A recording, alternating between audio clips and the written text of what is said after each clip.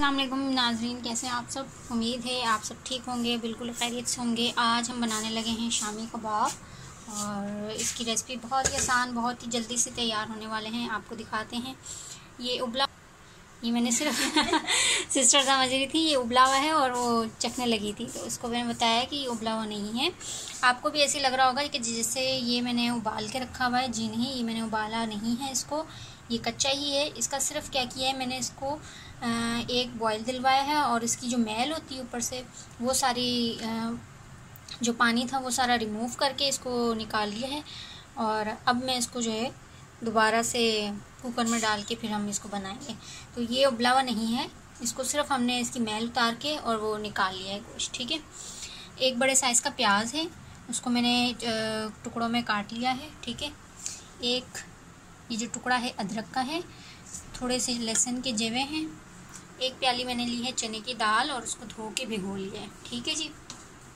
यहाँ पे लिया है 1 टेबल स्पून नमक और 1 टेबल स्पून मिर्ची मैंने कम ही रखी है, क्योंकि फिर इसके अंदर हरी मिर्चें भी हम बाद में शामिल करेंगे, तो इस हिसाब से मैंने कम रखी। 1 टेबल स्पून हल्दी, 1 टेबल स्पून ज़ीरा, 1 टेबल स्पून से थोड़ा सा ज़्यादा जो है सूखा धनिया, थोड़ी सी ये काली मिर्च हमने ली है, 2 हमने बड़ी इलायची लिए हैं, 5 से 6 अदद लौंग लिए हैं और ये छोटे से टुकड़े जो हैं ये हमने लिए हैं दालचीनी के। ठीक है जी। अब इनके क्या करना है, अब ये हमारे जितने भी सारे इंग्रेडिएंट्स हैं इन सबको हम डालेंगे कुकर में और कुकर में इसको जो है वो 1 सीटी हम देंगे जब तक हमारा गोश्त गल जाए। दाल अभी मैं नहीं डालूँगी, क्योंकि दाल जो है अगर मैंने इसके साथ ही डाल दी तो बिल्कुल हलवा बन जाएगी।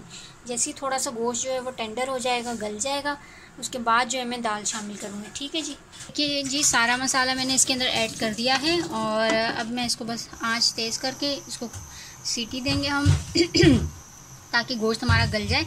जब गोश्त हमारा थोड़ा गल जाएगा उसके बाद हम इसमें दाल ऐड करके जो है इसको और मज़ीद गला लेंगे। ये कुछ थोड़े पुदीने के हमने पत्ते लिए हैं। ठीक है। और ये हम अब जो है डालेंगे इसके अंदर ऊपर से। और ये एक जो है अदरक लिए टुकड़ा, ये देख लें, ये भी इसको पीस के डालेंगे। ठीक है। इनको चॉपर में चॉप करना है हमने। ठीक है। ये प्याज लिए हैं मैंने 2 अदद और इसको इस तरह से देखें बारीक बिल्कुल चॉपर में चॉप कर लिया है। ये थोड़ा सा गरम मसाला वही जो इसमें हमने डाला था कबाबों में, 1 टेबल स्पून रख लिया है मैंने। इसको मैंने भून लिया है तवे पे और अब इसको जो है ग्राइंड करके डालूँगी। ठीक है जी। ये हम अभी इसके कबाबों के मसाले में डालेंगे। कबाब हमारा बिल्कुल रेडी, मतलब सॉरी, जैसे उसका मसाला है वो रेडी हो गया, वो मैं आपको दिखाती हूँ। ये देखें जी, ये मसाला जो है हमारा जो है वो हो चुका है, गल गया है अच्छे से। और दाल भी मैंने इसके अंदर शामिल कर दी जब ये गोश्त गला था, उसके बाद ही मैंने इसमें दाल शामिल करके इसको थोड़ा सा दम दे दिया था। ठीक है जी। और ये पानी भी इसका बिल्कुल खुश्क हो गया है। अब ये सारी चीज़ें जो है वो चॉपर में डालेंगे और इसको चॉप करेंगे और फिर इसके कबाब बनाएंगे। जी व्यूअर्स, देखें सारा मसाला जो है उसको चॉपर में चॉप कर लिया है हमने अच्छी तरीके से। और ये प्याज भी जो हमने चॉपर में डाली थी, ये तमाम चीज़ें हमने मिक्स करके इसको चॉपर में चॉप कर लिया। अब इसको हाथ की मदद से हम गूँधेंगे अच्छी तरीके से और फिर इसकी हम टिक्कियाँ बनाएंगे। अच्छा, नमक इसमें अभी मैंने चेक किया है, नमक मुझे थोड़ा सा कम लगा है, तो मैं इसमें 1/2 टेबल स्पून नमक जो है और शामिल करूँगी। और अब इसको मैं हाथों से अच्छी तरीके से गूँध लूँगी। जी व्यूअर्स, ये मैंने मसाला इसका अच्छे से जो है इसको गूँध लिया है हाथों की मदद से इसको। और इसके अंदर मैंने आपको जैसे कि बताया था कि मैंने इसमें 1 चम्मच जो है नमक का शामिल किया है और मिर्ची भी मुझे कम लग रही थी, तो मैंने 1 टेबल स्पून लाल मिर्ची शामिल की। आप चाहें तो इसके अंदर हरी मिर्च जो है वो चॉप करके डाल सकते हैं, लेकिन हरी मिर्च की वजह से हमारी अम्मी के मैदे में जो है वो प्रॉब्लम हो जाती है, जलन हो जाना शुरू हो जाती है, तो इस वजह से जो है वो मैंने अवॉइड की है। आपकी मर्ज़ी है, आप चाहें तो उसमें डाल सकते हैं, कोई मसला नहीं है। और 1 चम्मच मैंने इसके अंदर चाट मसाले का ऐड किए। ठीक है जी। ये हमारा मसाला हो गया रेडी। अब इसकी बस मैं टिक्कियाँ बनाऊँगी और टिक्कियाँ बना के आपको दिखाती हूँ, बल्कि अभी दिखा देती हूँ इसमें इस तरह से ले। अच्छा, इसमें आप अंडा भी इसी स्टेज पे ऐड कर सकते हैं, लेकिन हमारी सिस्टर को अंडा बीच में पसंद नहीं है कबाबों के, और अभी उन्होंने सख्ती से 2 दफ़ा मुझे वार्निंग दी है कि आप ये अंडा इसके अंदर ऐड नहीं करिएगा। सो अंडा मैं अलग से फेंटूँगी और इसको बस इसके अंदर डिप करके अंडे के मिक्सचर में और हम तलते जाएंगे। ठीक है।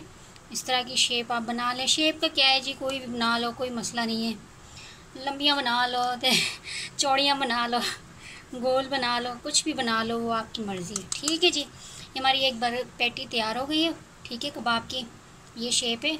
और बस अब इसी तरीके से मैं सारी बना के रख लूँगी और अंडा हम तलने के लिए इस्तेमाल करेंगे। ठीक है, मैंने बीच में नहीं डाला, आप चाहें तो बीच में डाल सकते हैं, लेकिन मैं बीच में नहीं डाल रही, मैं अलग से लगा के इसको तलूँगी। ठीक है जी, तो इस कबाब हमारे रेडी हो गए हैं और इनको मैंने इस तरह से शेप दे लिया है। ठीक है जी, और यहाँ पे साइड पे मैं आपको दिखा दूँ, ऑयल मैंने गर्म होने के लिए रख दिया है। इनको शैलो फ्राई करूँगी। ये कबाब मैंने जो है इनको शेप दे के रख लिया है और यहाँ पे मैंने अंडा भी फेंट के रख लिया है।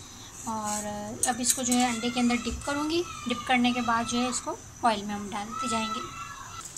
जी व्यूअर्स, देखें ये कबाब मैंने अंडे में डिप करके इसके अंदर रख दिए। अब ये हल्का सा नीचे से फ्राई होना शुरू हो जाएंगे, हल्का ब्राउन कलर आ जाएगा इनका नीचे से, तब मैं इसकी साइड जो है वो पलट दूँगी। ठीक है, और इसको हल्की आंच पे मैं कर रही हूँ, ज़्यादा तेज़ आंच भी नहीं की, वरना ये अंडा ऊपर से जलना शुरू हो जाएगा और अंदर से वो अच्छी तरीके से जो है ना सही पकेंगे नहीं। ठीक है, तो इसको बस 1 से 2 मिनट इसको नीचे से फ्राई करेंगे। जैसे इसका हल्का ब्राउन कलर आएगा तो मैं इसको पलट दूँगी।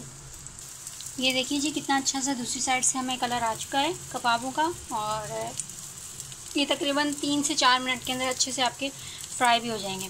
बस अब इनको मैं नीचे से दूसरी साइड से भी अच्छी तरीके से फ्राई कर लूँगी और इसकी अब हम आपको फाइनल लुक दिखाएंगे। जी व्यूअर्स, हमारे शामी कबाब बन के रेडी हो चुके हैं और ये देख सकते हैं आप, इतने मज़े के लग रहे हैं, इतने यम्मी लग रहे हैं। इसको मैंने केचप के साथ सर्व किया है, आप चाहें तो इसको दही और हरे धनिया और पुदीने की चटनी के साथ भी सर्व कर सकते हैं। और कैसी लगी आपको हमारी आज की रेसिपी, उम्मीद है आपको पसंद आई होगी। अगर आपको रेसिपी अच्छी लगी है तो प्लीज़ कमेंट सेक्शन में ज़रूर बताइएगा, और जिसने अभी तक चैनल को सब्सक्राइब नहीं किया है वो चैनल को सब्सक्राइब कर दें और बेल आइकन भी दबा दीजिए। सो जी, मिलते हैं नेक्स्ट वीडियो में एक अच्छी सी न्यू रेसिपी के साथ। तब तक दें इजाज़त, अल्लाह हाफिज़।